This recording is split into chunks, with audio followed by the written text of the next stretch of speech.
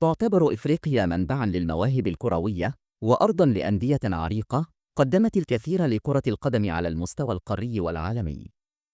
هذه الأندية لا تحمل فقط شغف الجماهير، بل تعبر عن رموز للنجاح والمثابرة.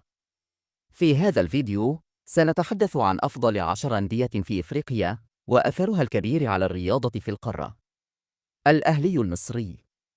الأهلي هو النادي الأكثر تتويجاً في إفريقيا، حيث يحمل الرقم القياسي في عدد مرات الفوز بدوري أبطال إفريقيا 11 لقباً، ويعد نموذجاً في التنظيم والاحتراف، ويملك قاعدة جماهيرية هائلة تمتد خارج حدود مصر. الزمالك المصري. بجانب غريمه الأهلي، يعد الزمالك واحداً من أكثر الأندية تتويجاً في إفريقيا برصيد 5 ألقاب في دوري الأبطال، ويتميز بأسلوب لعبه الممتع وتاريخه العريق في المنافسات القارية. الترجي التونسي. الترجي هو أحد أبرز أندية شمال إفريقيا، حيث أحرز دوري الأبطال 5 مرات، ويشتهر بقوته البدنية وتكتيكاته المحكمة، وهو دائماً ما يكون منافساً قوياً في البطولات القارية. مازيمبي الكونغولي. نادي مازيمبي المعروف بغربان الكونغو يعد واحداً من أنجح الأندية في إفريقيا، حيث فاز بدوري الأبطال 5 مرات، ويتميز هذا الفريق بإدارته الاحترافية وقدرته على المنافسة في البطولات العالمية مثل كأس العالم للأندية. الرجاء البيضاوي المغربي. الرجاء هو أيقونة كرة القدم المغربية، حقق دوري الأبطال 3 مرات، ويمتاز بجماهيره المتحمسة وأسلوب لعبه الجميل، كما حقق إنجازاً عالمياً بوصوله إلى نهائي كأس العالم للأندية عام 2013. الوداد البيضاوي المغربي.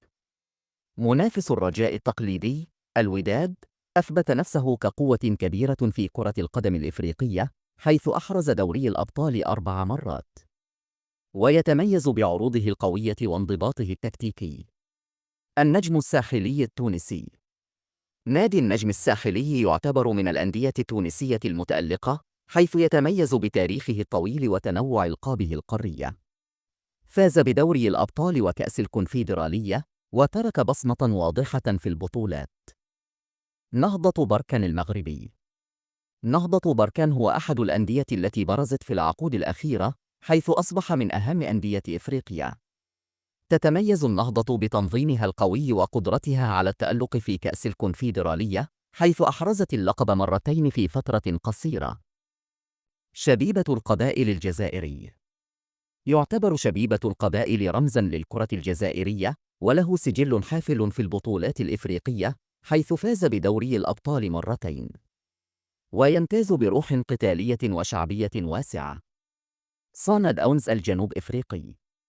صن داونز هو أحد أندية جنوب إفريقيا الأكثر تطوراً، وقد فاز بدوري الأبطال مرة واحدة عام 2016. يتميز باستثماره الكبير في المواهب الشابة وأسلوب لعبه الهجومي. ما هو فريقك المفضل من بين هذه الأندية العريقة؟ أخبرنا في التعليقات.